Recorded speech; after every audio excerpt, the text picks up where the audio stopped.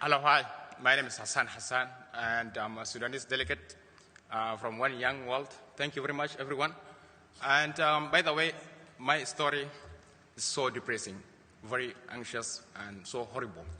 I'm like Mandela, and this lady called Malala. My story is same as. I'm a genocide victim of Darfur, Sudan, western part of Sudan. My dad was been killed. My brother was been slaughtered like a sheep. And right now, I call myself immigrant in Canada, and I'm very proud to be part of Canadians. And I would like to say, Justin Trudeau, be ready. There's young leaders like Sudanese in Canada here. I need my voice to be heard around the world, not only here. And thank you very much, young leaders from around the world, all of you. And to the leaders of the Latin America, I, Hassan, I grew up in internally displaced person camps in Darfur. Kofi Annan can tell you the story. He went to Darfur and he cried by his naked eyes. And I grew up in Uganda as a refugee for 7 years, imagine. And I'm very proud today to speak English, because my home country, if you speak English, they will slaughter you like a sheep, as my brother was being slaughtered. And I would like Canadians to stand with me today to get this kind of opportunity to stand for my people. And I believe Sudan will be transformed and to be innovative country in terms of liberal. And my country will be liberal, secular, and democratic state like Canada. And if I need to go back to my home country, see my home country same as Canada, to live this kind of nature where we all of us we feel like human beings, where all of us we come here and raise our voices to the world, share together. And I've never seen that. The world has forgotten the genocide in Darfur. The thousands of Sudanese have been killed. My home country left Sudan when it was one country. And now they divide into two countries. My brothers, I need to tell you something. The war in Sudan is not about issue of religion. Religion is something very simple. But it's an issue of the resources.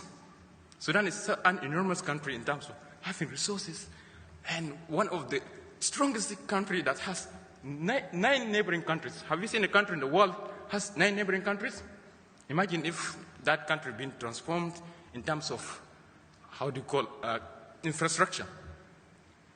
The economic of North Africa, it will raise. I believe that. Country like Ethiopia, Eritrea, Chad, South Sudan, Uganda, Kenya, Eritrea, they mentioned, and Libya, where right now, I've seen a lady from Libya. She was here, standing here, and I cried. I tell her, my sister, don't worry. Change will come in Sudan. And you know who created what's called ISIS? There's a guy called Hassan Trabi. He's an evil guy. He studied in France. He studied in America, United States. And he has a very deep relationship with Al-Daesh. And I'm proud that he passed away. Sorry for him, but he passed away. He was one of the evil guys. And Omar Bashir, the president of Sudan, he just went to high school like I, Hassan, who graduated high school. And they're using him like a tool. And I'm sorry for Omar Bashir. Despite he committed genocide in Darfur and divided the country into two nations. I'd like to say to Southern Sudanese, all of you, my brothers, I love you. And I'm very sorry that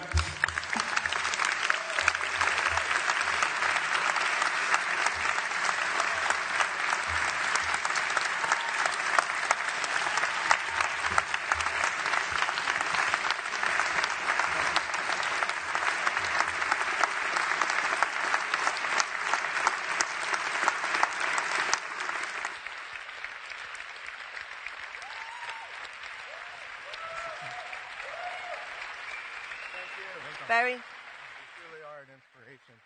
President? We feel it, man. We feel it.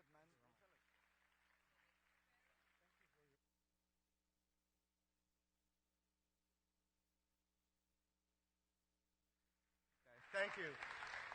I think these have really been inspirational remarks and questions, and we've heard about so many challenges that are going on in the world, not just in Latin America, but really throughout the world, and this is an example of it.